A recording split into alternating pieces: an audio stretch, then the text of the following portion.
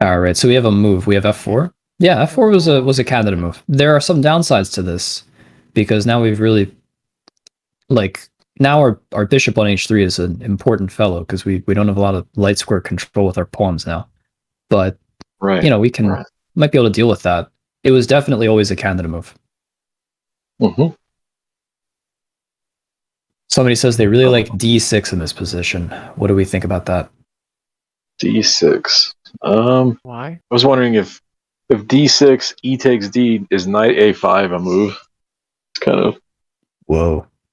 It's kind of funny. Probably not though. It's probably just bad. But it looks crazy, but it's probably bad. Yeah, I mean just take on C7, right? It's just terrible. Yeah. Sure. Yeah. Oh, rook takes B3. Well, rook takes B3. I mean, wait. Okay. We Well, this is maybe, jeez, we go back. Yeah, can we take a move? Yeah. Yeah. So okay, how about take on G7? Take on G7, and then is rook takes B3 a thing? Maybe. We go king C2, I guess. I would assume, yeah. Yeah. And then we're going D takes D7 though. I think that's a big problem. Yeah, it looks bad. Suspicious. Yeah. So okay, probably we can't go crazy with knight A5. Okay, but black is going D6 though. Yeah. She did play D6. Okay. Yeah, I mean that seems like it creates some counterplay. Yeah, the chat seems to be fond of that. I like that Sarah's not letting herself get way down on time though, like she has in the past. Like she's staying close. Mm-hmm. Yeah, that's good. I also like her kingside castle move quite a bit. Actually, I think that was She sensed that she needed to get active right away, and I think that was a good way to do it. I think that the players in this game both have good intuition. I would not say that that's one of my strengths exactly. Like these guys have played so many games. They've just, they have a good sense for when something. Like I've analyzed a lot with Daniel, and Daniel he'll like sense that something exists in a position, and I'm like, I don't know, I need to calculate it maybe, and he's like, there's got to be something here. I can, and then he's usually right, and he'll play like very intuitive sacrifices that I would want to calculate out because he has much better intuition than me, and I would assume that the same is probably true of Sarah because Sarah's played a lot of chess, Yeah. So it makes sense. True. I mean, I've played a lot of chess, but I've only played a fraction of the number of games that these guys have played. I mean, they've played a lot of tournament games. I've never been like, I haven't played a huge number of games actually. I like to study quite a bit and then play. I study a lot more than I play. I would say. I think both. I think both approaches are good for a while too. Yeah. That's cool. I mean, I'm going to look at how many tournament games Daniel's played. Meanwhile, you guys do your actual job and analyze. Yeah. I'm sure Daniel and Sarah have actually multiple times more games than I do. Yeah, that's what I'm looking at. Probably 3 or 4 times more. What sucks is, though, that I've seen Daniel's statistics in the thing many times. Like, we're just chatting about chess. And the thing is, I still have to go search it because I forget everything. So... Yeah, they probably have like over 1,000. Yeah, Daniel has played 2,010 games. So actually, recently he passed 2,000 games. I wonder if he knows what it was. Yeah, I've played 651 games. Now this is not counting Rapid and Blitz. These are actual standard games. So I'm assuming that Sarah's probably played less than Daniel, but still much more than me, for example, and maybe much more than Josh as well, based on what you're saying. Oh yeah, they played many more games than I have. How many have you played, Josh? I'm not sure, but I mean, yeah, they played. I did play enough to get the Life Master title, so I guess that means I've played like 100. How many games is it if you're over 2,200 to get the title? I thought it was 300, but also it might be 300. Yeah. No idea. I'll figure this out. Let me go to your USCF page. I would say I probably haven't played many more than like 500 or 600. All right, we'll make a guess because I have it open, and this is just regular, not Rapid and Blitz. I'll say 580 games. You've my played guess. 913. Oh, okay. So I played a lot more than I thought. Okay. Yeah. I'm pretty old, so. You forget. I'm pretty old. I mean, in the grand scheme of things, same, because everywhere you look, there's like a 12-year-old 2400. Shirley confirms that, yes, it's 300 games for the Life Master title. The official quadruped game statistician. Yes. What does Daniel have to do to become a 2200 floor master? He has to have 300 games above 2200 rating. Right. Yep. Or get to 2400, right? That would also. Maybe. Yeah, I guess that's true. Yeah, and 2200 is the highest floor in USCF, right? That's pretty right, sure that's true. Yeah, because I think Arthur Bisgeier was hitting a 2200 floor at in the last tournaments he was a grandmaster, but he played until very old age, so he lost all his points, but he couldn't go further than 2200, even though he had been like 2600 before. Okay. So yeah, I mean, whatever the highest, if there were a higher floor, he would have had it, and he didn't. So right. So do we black analyze? Okay, we had a thing that just happened here. Yeah. Bishop takes c3.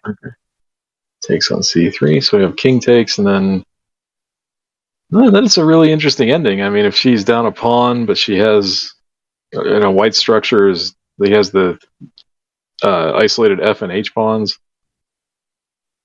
Pretty decent position, I think, for black still. I think it's equal. Yeah, it seems like the worst is over, and actually white has some structural issues now, maybe. Right.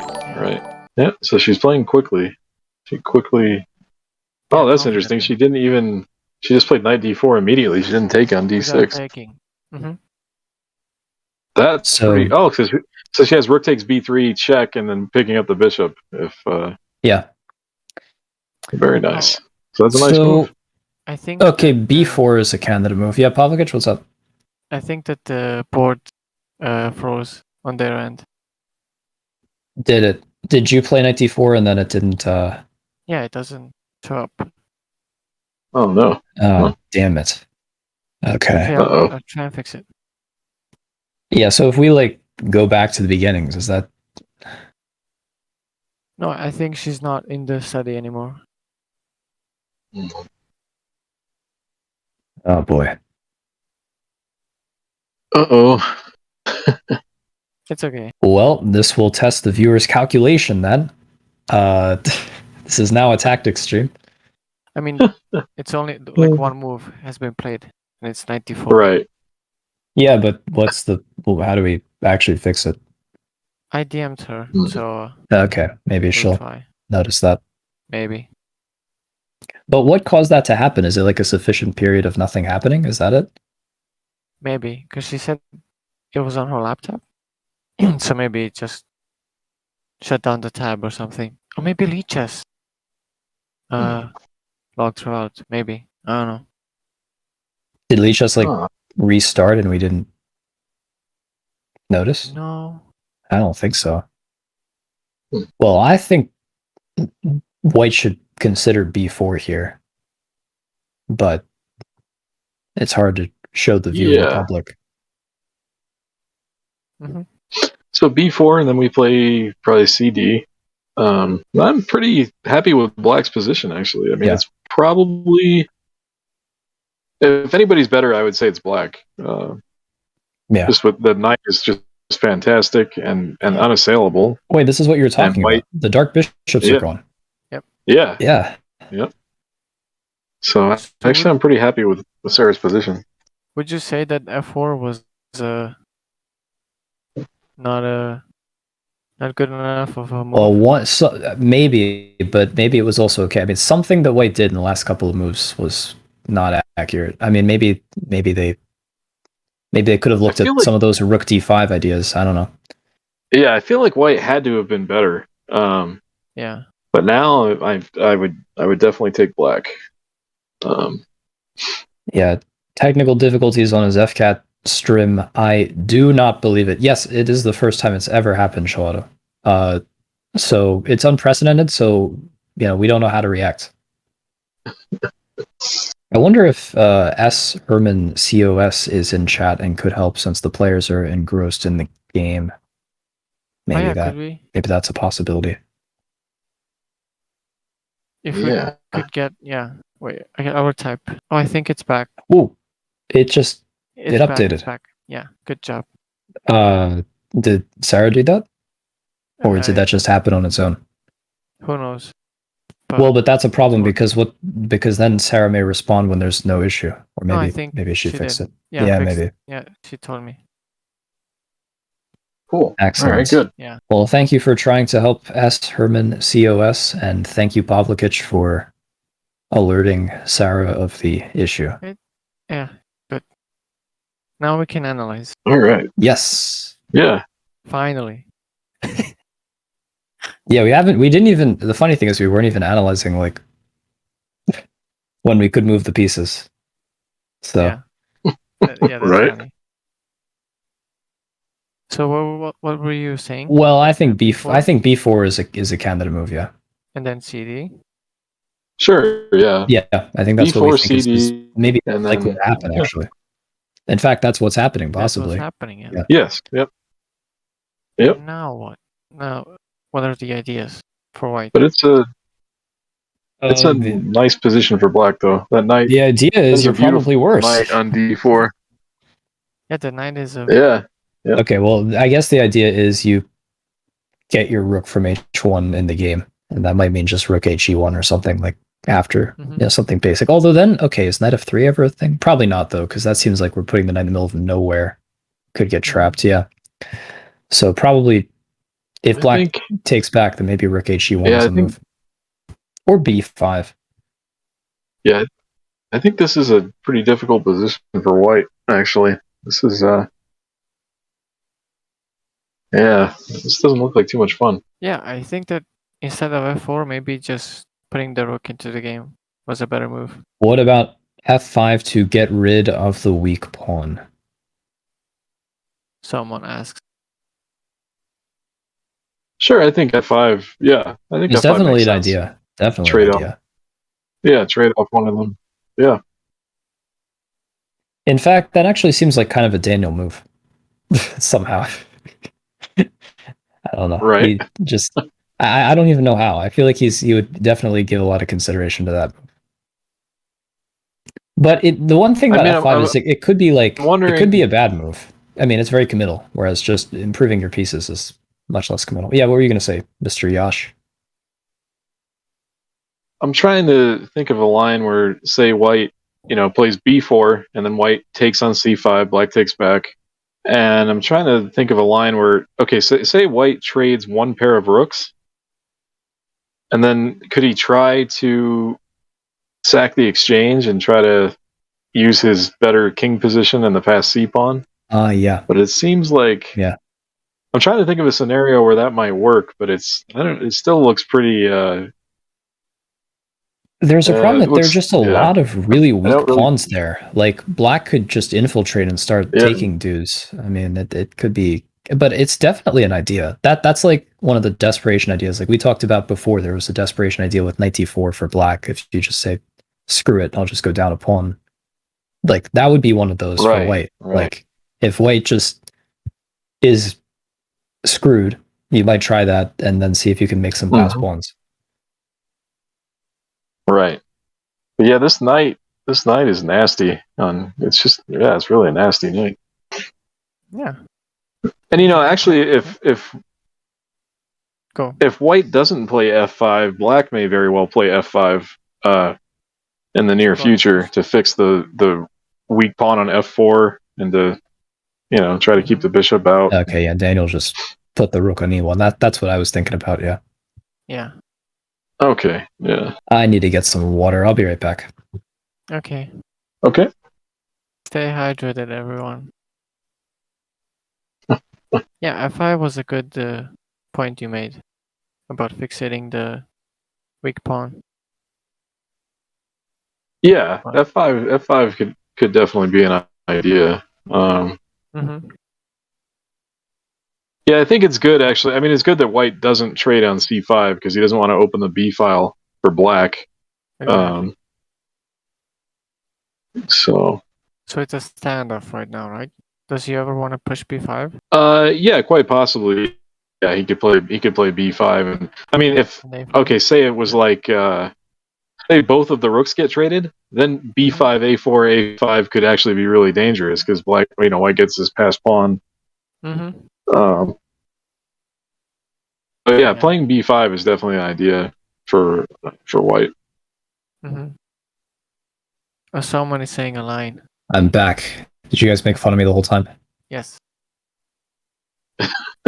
Yeah, no. I would too. You're a doofus. How it's hard to not make fun of you. So what have we been analyzing? Nonsense. Pavlakic was mentioning b5, and I was saying that if b5, white b5 is definitely an idea, and if the rooks, both pairs of rooks, were somehow traded, then b5, a5, that white would have a dangerous pass pawn. I feel like the rook d4 idea makes less sense if you've played b5 somehow. I guess because you don't control the c5 square, so then black could kind of do a blockade there.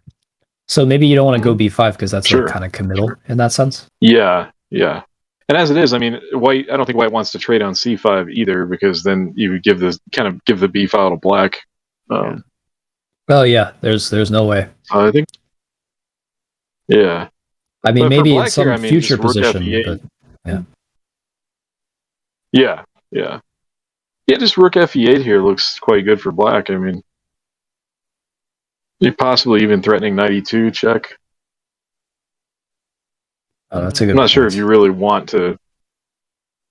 I'm not sure if you really want to bother actually to go after the f4 pawn though, and give white a lot of counterplay. But your dude is so nice on d4. Yeah. I mean, maybe we just keep him on d4. If you just compare it to like the previous position, like let's say. Okay. Yeah, I'd rather have black. Yeah. Yeah, like let's say here or something. Like if you compare it to this, it's much better now. Yeah, we were very fond of white. If you go back. Yeah. And now black is. Yeah, I think Sparrow has played really well the last like 5 or 6 moves or so, somewhere around there. Totally. Yeah. Yeah. I think she played some nice moves. I think that right after the opening, maybe white was outplaying black, and then after a certain point, black has been outplaying white. Yeah. As you pointed out, Josh. That's definitely what I think. Yeah, the castles was a very good. Yeah, castles was a nice move. Yeah, it was good showing. Good timing. We really were just like, oh, bishop h3. Does black have to play rook d8? And we analyzed that for a million years. And we analyzed knight d4. And Sarah just castles. Yeah, it shows what we know. Yeah. I think that was like definitely the best move. Like we're just, I mean, that's the risk that you take when you have a ChessDoofus do the analysis for you on the stream, and that's the danger. So she played rook fe8.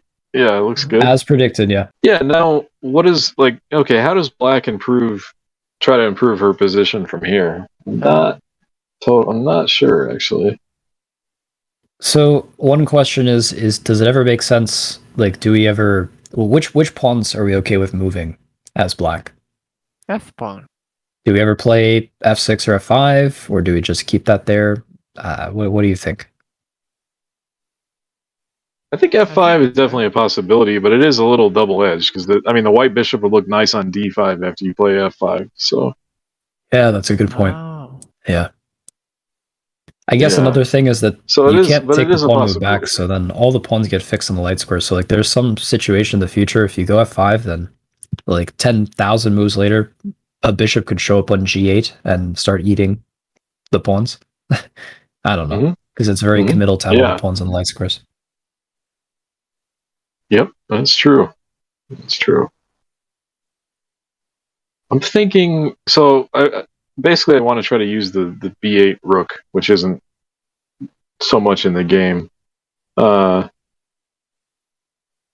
wondering, I'm trying to make some like tactical lines work where I sack something on b4 and play knight c2 check, and some ideas like this, but yeah, I don't see anything at all yet.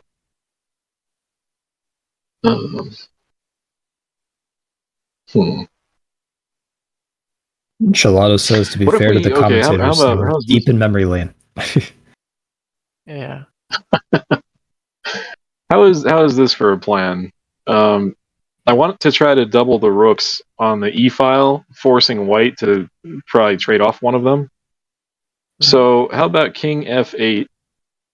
And my idea is to play rook b7 and then rook b to e7. Mm-hmm. Damn, that's a good plan. How is that? I'm not sure. That seems like a possible idea. Yeah. Yeah, it looks interesting. You're not committing too much to anything. You're not moving your pawns. It looks decent. I want to point something out. So the time is quite close here. Yeah. And that could be a factor because I think that there are just both sides have a lot of moves that they can play that don't do much, but they always have to be looking at like these ideas. Like there could be some situation where they both get low on time and then they might play a lot of just sort of moves that don't change the position much, but they're always going to be keeping the committal ideas in mind. Like either side going f5, white going b5, white sacking the exchange. Like they just these things are like going to be around for a while. Yeah. What is Steph? Is it Stefkich 23? It is. Black wants to either keep both rooks, or exchange both rook plus bishop versus rook plus knight is usually rook plus bishop favored the longer it drags out. I feel like it depends heavily on the specific position. I don't want to make a claim that the usually thing is that relevant here. I mean, white has some structural issues, and that knight is really good. So I'm not 100% sure that I agree with that. Right, and I am actually kind of worried to trade both rooks for black because the passed pawns on the queen side can really be a problem. But I think that if you have one rook on the board, you're okay. You know, I think that e3. Yeah, with one rook, I think I'm fine. But yeah, with two rooks, it could be a problem. I like that move. I mean, the only thing is you have to worry about knight e2, but I think we're not that afraid of it, right? And I think that's like the only thing. I don't think he really cares if she wins the f4 pawn. I think he's just happy to get some counterplay and to dislodge that knight. Like he's just happy with that. So it's a similar thing to when black played castles, right? Just giving up stuff for development. I mean, okay, we should at least look at what happens if black goes and tries to take that guy. Okay. Yeah, we can take a look at it. So 92. Yeah. King goes where? B3? Sure. Do you take? You take. King B3. Yeah, and say we take on F4. Just, Then what? Well, then the bishop is potentially attacked. You could okay. Well, rook e3 and then knight takes h3 is the threat, right? So you save bishop. You could go. Could you go bishop d7 so that then you gain a tempo so you can take on d6, as Pavlakic is indicating? But yeah, bishop d7. Yeah, I think bishop d7 makes good sense. Bishop d7. And Cheesy Gazebo asks who's commentating. Also, hi. So I am ChessDoofus. Pavlakic is also commentating. Say hi, Pavlakic. Hey. And then also we have Mr. Yash, also known as Josh. Got you, Monk. Yes. Who is quite a strong chess player. I am not an IM. No. I will never be an IM. I am not either. I am only an NM. Nope. Okay, so bishop d7. What do we do after that? So I guess I'll take on e3, or no, I could. Well, I don't know. It's not so clear, is it? Yeah, you have options, right? Yeah. Go rook d8? Yeah, so how about I just go rook d8, actually? Rook e d8. Yeah. And then can he even take on d6? Yeah, because what's the concern? So you're thinking rook b7? I think rook e8 then. Yeah. Yeah, that is rook e8, yep. So he's happy with that. Okay. Oh, so she is playing 92, so I think she is kind of going for the pawn. I'm really not sure about this, though. I think, Well, it's a critical variation, obviously. And white just played king b3, so we're actually doing exactly the variation. See, now we're getting good at our jobs. We're predicting the whole thing. Yeah, so it just to show. Where was the move? She could just be repeating moves once also. I mean, that's possible, too. Nope, she took it. She took on f4. So now we're getting this. So, okay. Let's see. So now it gets interesting. All right. 92, king b3, knight takes f4. So I think he should play bishop d7 then. Well, yeah, I mean, it's the only move that saves the dude with a tempo. So I think that makes the most sense. The only other move is bishop f1, right? Yeah. And since it looks like rook e d8 doesn't really help, then I guess we should probably take on e3 in that case. But this looks like an improvement for white. Like, I think so too. I think white's getting a lot of. We could have just chilled out. Yeah. Compared to Chillato mode, and just right. Compared to this, I like the idea of just leaving our knight on d4 and just kind of trying to slowly improve our position. Mm-hmm. I think more than this. Yeah, because white has a couple of things going for him in this this ending right now. Number one is rook and bishop against rook and knight potentially, which the rook and bishop tend to work a little bit better together. Mm-hmm. He also has better king position, and he has a potential outside pass pawn with his B and A pawn. The majority over on the queen side seems like it's going to be much easier to use. Bishop D7. Right. Yeah. Now we have a new conspiracy theory in the chat. Somebody's saying that there is a fake clock. There's a new conspiracy theory. It actually is a fake clock. It just functions exactly like a regular one. It's just, it's just such a good fake. Were the clocks checked before the game? Oh yeah, wait, did they even? Man, yeah, who knows? Maybe they could be cheating with the fake clock. Yeah. I'm not sure. Gelato says, I like to chill. Definitely for real. Well, he just said FR. Especially if I can watch some top-notch chess broadcasts while doing it. Yeah. I hope that that's a compliment to us, and that doesn't mean that you're just going to go leave and watch the top-notch chess broadcast. Okay. So how about this, guys? How about rook e d8, and if rook takes d6, then knight e6. And I want to play cb, ab, knight c5 is a strong threat. Okay. Yeah. Wow. That seems like the thing. Okay, but then. Yeah. So now I also don't have the rook e8 resource. Right, exactly. Blocked me. Once again, the rules of the game coming in handy. So you might play rook e5 there. Rook e5? Yeah.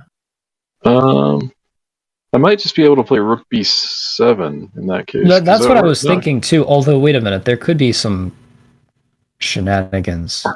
Like rook takes e6? Yeah. No way. Yeah, and also bishop c6 might be okay. Wait, maybe way. Hold on. If rook, wait, hold on. If rook e5, rook b7, rook takes e6 could be a thing. Oh, rook e takes e6? Yeah. Yes. Sorry. Jeez. Yeah. Wow. Right. Yeah, I might just have to take on the bishop in that case, and that might not. Yeah, it's probably not very good. That's true. Yeah, if rook b7, rook e takes e6 is pretty annoying. Yes. So okay, I don't want to play rook b7, but I still kind of like this. Okay, so what if, instead of rook b7 though? How about I just play c takes b? Yeah, that's what I was. And then ab, too. and then that's the point. That's the point of the idea, though, is that you're stopping knight c5, though. So that makes a lot of sense. Yeah. Yeah, I mean this seems possible. This is pretty weird. Knight f8 now. Oh. What? This is pretty wild. Huh. Then do you just have to go rook e7? So as Herman COS says, you guys keep moving the pieces. I'm trying to think. So yeah, we're going down a lot of variations. Maybe we should be sticking to the positions as they are. Okay. That's true. Sorry. No kidding. Jeez. Feels bad, man. Yeah, this is pretty complicated. Yeah. Very complicated. I think Sarah has to go for these complications though, because I think she could easily be worse if she just starts trading things, and it becomes. She needs to keep going for counterplay. Well, okay, so the other options are black could like take on e3 and then move the knight, but then white plays rook takes d6, and I think white has way too much activity there. Plus, the majority is getting kind of scary at that point. Yeah, I really like white's position in that case. Yeah, all the end games favor white because of the king and the pawns. Dude, Cheesy Gazebo makes a good point. This whole thing would be easier to follow if there were no players. Yeah. If they just didn't move the pieces. Yeah. Definitely a good point. Rookie d8. Right. Yeah. They may go down the line. And then we're assuming rook takes d6. Yes, but what else is there to do? Yeah, I do miss like every move that ever happens in this game, so maybe they'll do something else. Right. Josh is like, yeah, right. Yeah, you really do.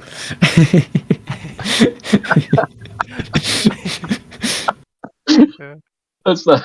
That's exactly what you meant. Not exactly. You asshole.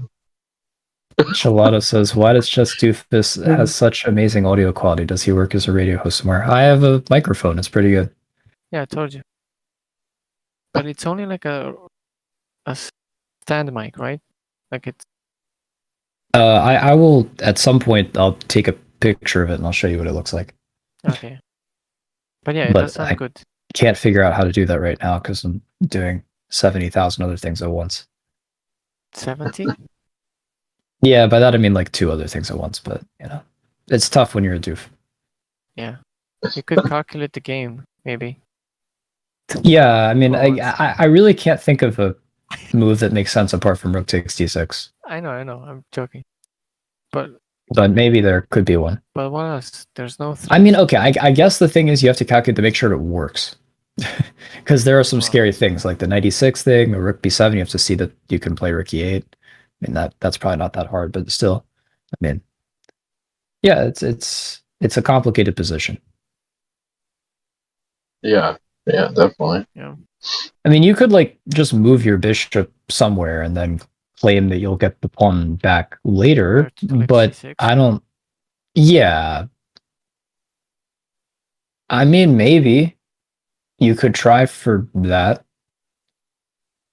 I don't really get it though, because I think if you did that, then black would go knight e6 to d4 again, and then you're kind of like back to square one. Yeah, rook d6 happened. Demness has the proximity effect down. Thank you. I guess. I kind of like black here. Yeah, I think that we've kind of come around to believing that white's probably a little bit better again. Yeah. Black was more likable when there was a knight on d4. Black was more likable. Well, I don't know. Yeah, I just like the way you phrased that. I'm not a chess dude. So I think I do like the 96 here, though. Yeah. 96, and then rook e5 might be quite good. But yeah, it's getting very tactical now.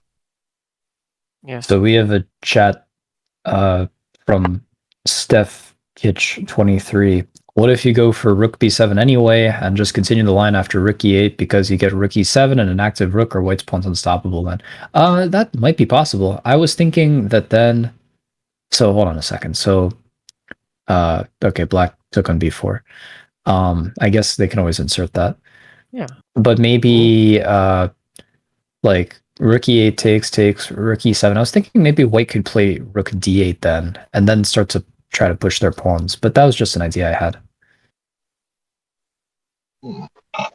Well, yeah. Now, as black, your job is to stop these 2 pawns that are gonna happen, right? Yeah, I think white's probably gonna take back on b4 pretty quickly. Yeah.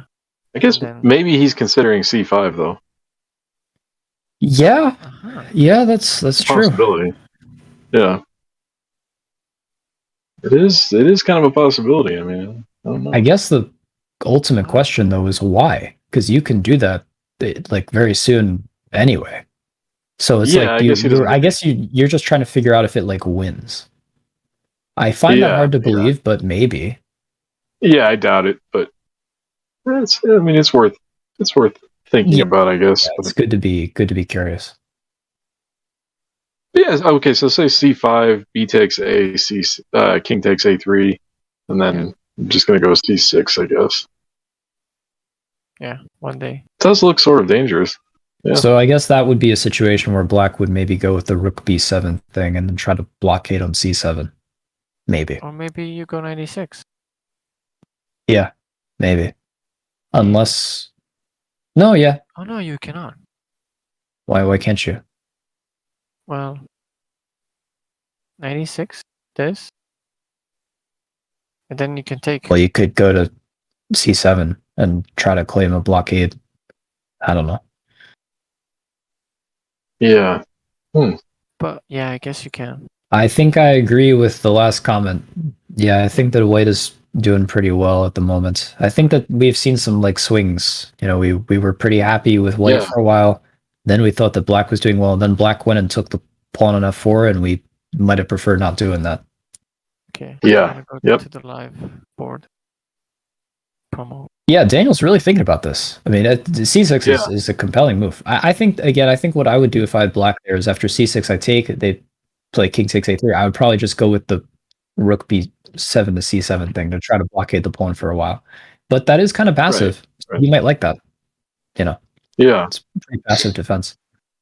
So yeah, I think he's definitely thinking about it, but yeah, the question is, I mean, is it really necessary though? I mean, can he just take back and that was my thought too. Yeah, just could it might just be fine just don't worry about it. Because also time is getting low soon. Yeah. With a But yeah, I do think after a takes b. Sorry, I'm trying to read a comment. I'm just reading a silly chat. You say what you're gonna say. Yeah, but yeah, I do think if a takes b, then 96 is the idea. When it's yeah, I'm not sure. With a trifle EQ, Dennis could very well be the next Bob Ross of chess commentary. I'll take your word for it. I guess that's a compliment. I don't know. It is. Bob Ross is a very good dude. So what does he mean when he says with a trifle EQ? I'm tired and stupid. I don't know. Okay, good. Wait. But yeah, if white does play a takes b, black needs the tactics needs to get something tactically, because otherwise, I mean, it's just a lost ending for black. Yeah, it's just too much to deal with. So the tactics, she needs to get something from these tactical operations, or she's lost. Because the king is so close to the pawns, and the pawns are close to the queen, right? Yeah, exactly. Yeah. Then her king is way far away. Yep. Exactly. I have not tried that yet, Mr. Chalato, but you know, who knows? Who knows what's in the future? It would really suck if the thing like freezes up again. I don't think it will, because I think it happened due to inactivity. So we're okay. Yeah, so the question is how long of inactivity before that happens? Well, it happened after like 2 hours. Yeah, so we're hoping that the game's not gonna last, I guess. For another 2. We're hoping that it requires that much time to have passed for it to freeze up. Yeah. Oh, yeah. Yeah. After A takes b4, what is black's plan? Not sure. We talked about some possible ones. We talked about the rook b7 possibility. We talked about trying to go knight e6 at some point. Mm-hmm. Yeah. And he took. Do we think that c takes b4 was correct, by the way? I mean, I do think that it is kind of committal to just give white that pass pawn there. Yeah, well, I don't think that was necessary. No, I think it was better to leave it. Yeah. I don't know. Yeah. Because also, I mean, the pawn was still possibly supporting a knight on d4 in some variations too. So yeah, I don't really like just trading those off right away. Yeah, it's tough for me to want to be critical of a move that one of these guys is playing because they tend to see all kinds of things that I don't see. But my instinct is that that's not the best. Pavlakic, go for it. I'm sorry, you start saying something at the same time as me. Okay. Oh, what's up? Because you want, in most of the variations you want to play 96.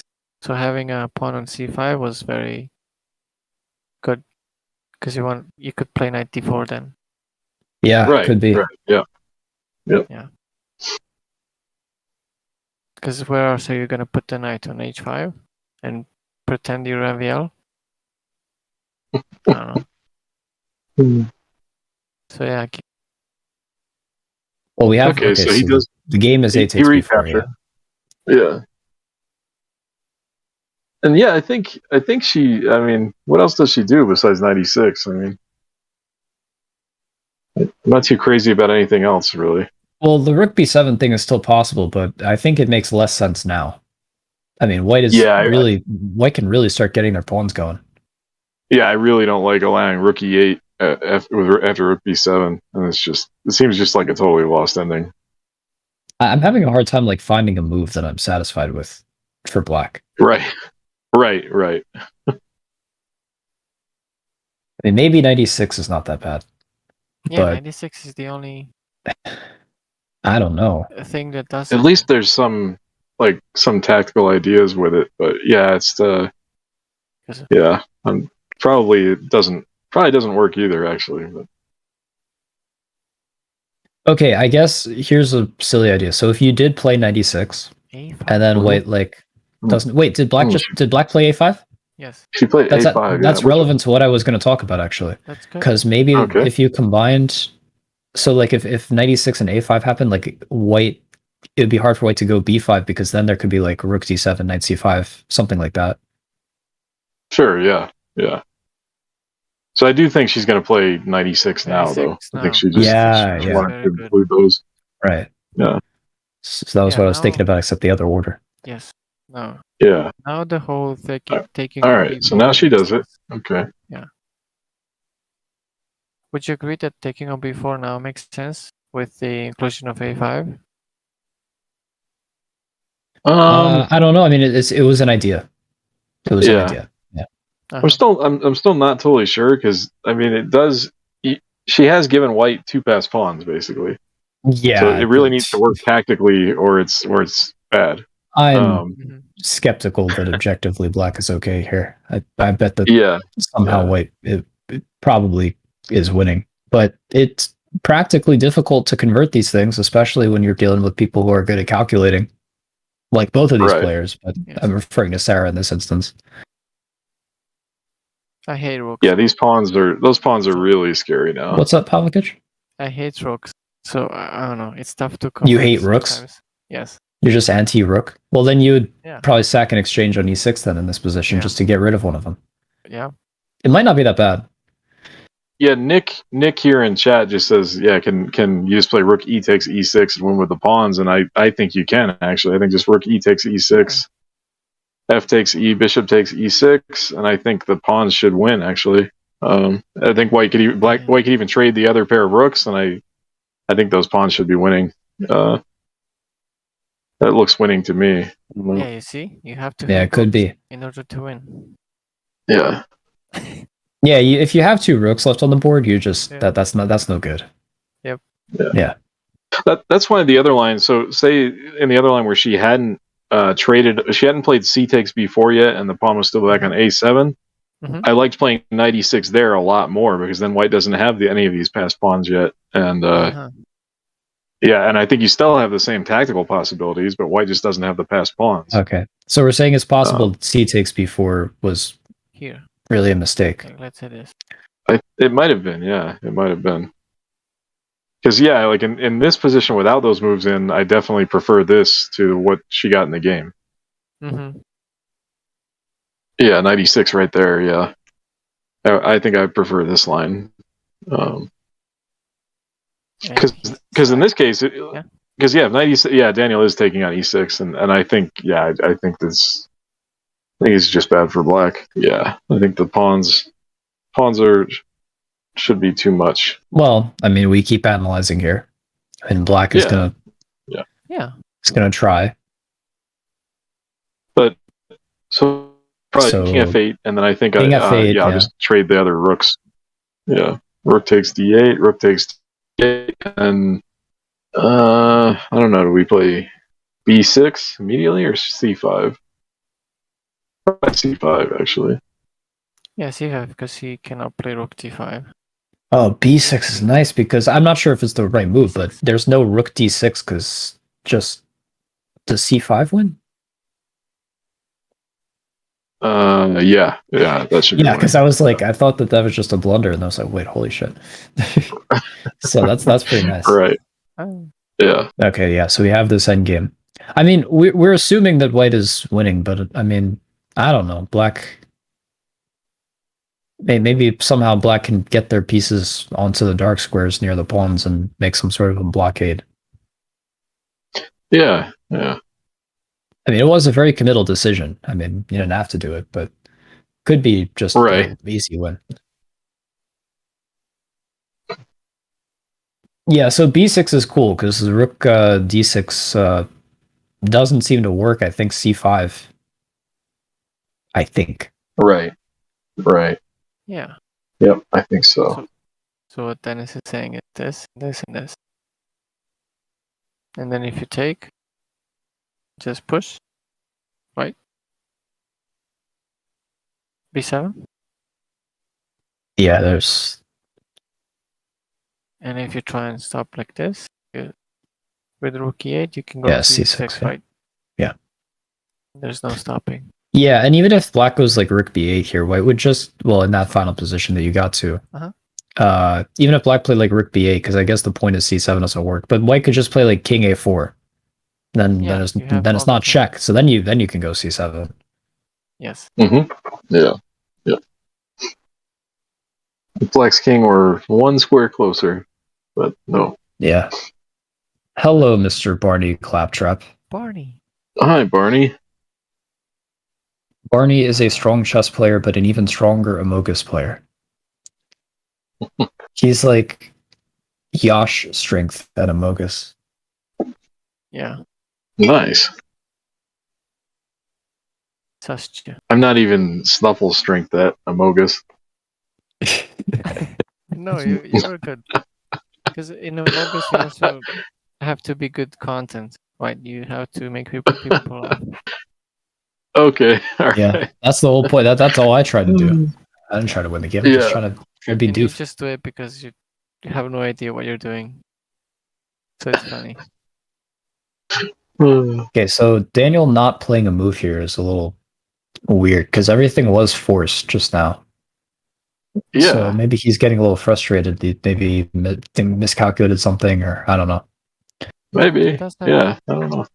He does have a lot of time, would you say? Yeah. I mean, he should be trying to be accurate, yeah. But it's just interesting because the whole sequence was forced. So I would have thought that he had a plan, but maybe he'd just be very intuitive quadruped. Yeah, b6, maybe rook b8 is kind of annoying though. Maybe that's not so good. I mean, I assume c5, and then I'm going to go king a4, king takes a5. But but I can at least make it. I can at least make it a little bit annoying. I play king e7 and. Yeah, you have the tempo on the bishop always. Still, I mean, I'm still not too happy with the black's position, but at least I can make you react a little bit. Yeah. So is c5 a safer option then? It might be, yeah, it might be the better way to play. Maybe it doesn't make too much difference though. Maybe it's just maybe. But the more I look at it, says somebody, I'm not sure if white is winning. It's hard to push the pawns without black's king getting close. Yeah, it's possible. I mean, it was yeah, I kind of thought b6 there. But yeah, this is also possible. I think king e7 is a good candidate move for black here. King is, and then maybe because you need to get your king over there with tempo. I mean, period. Yeah, just have to. Now we see the seconds too. Yes, just for Daniel though. Do you keep it on this diagonal? Or do you put it here, c4? I don't know. What do you think, Mr. Yash? What is the what are we looking at? Sorry. if black plays king e7 now, what do you do with your bishop? Do you go c4 or maybe h3 or d4? Yeah. Yeah, I mean, I kind of like king e7 played. Yeah. King e7. Okay. Yeah, it's not that simple, I guess. I think that was the obvious move. Yeah, that makes a lot of sense. Yeah, I would play maybe g4 because then you can, but it doesn't make that much. Yeah, there's an argument for that because I mean then you continue to control like d7. Yeah, you're cutting out the king sort of, right? Well, if you go to g4, I'll play h5, and then where are you going? Oh yeah, you cannot play h3. Sorry, because of right, h3. Right. Okay. Yeah, so black can at least kick you off that diagonal. So maybe I'll just go bishop c4. I think immediately, yeah, because if you play bishop g4 h5, you're gonna go to e2. Yeah. You're gonna get the same diagonal. Right. So yeah, bishop c4 immediately is better. Well, it's still a little, but maybe, there's still some play left, I guess. Let's see. Yeah, it's not as simple as it might have looked. So we have, I mean, say the rook, say everything gets traded on the like somehow black can trade the rook for both of the C and B pawns. At least white does have the wrong color rook pawn on the H file. Probably not very likely to make any difference in this game, but somehow maybe. Yeah. Like for instance, if everything was traded and white only had the bishop on e6 and the pawn on h2, and black had nothing else, this position would be a dead draw.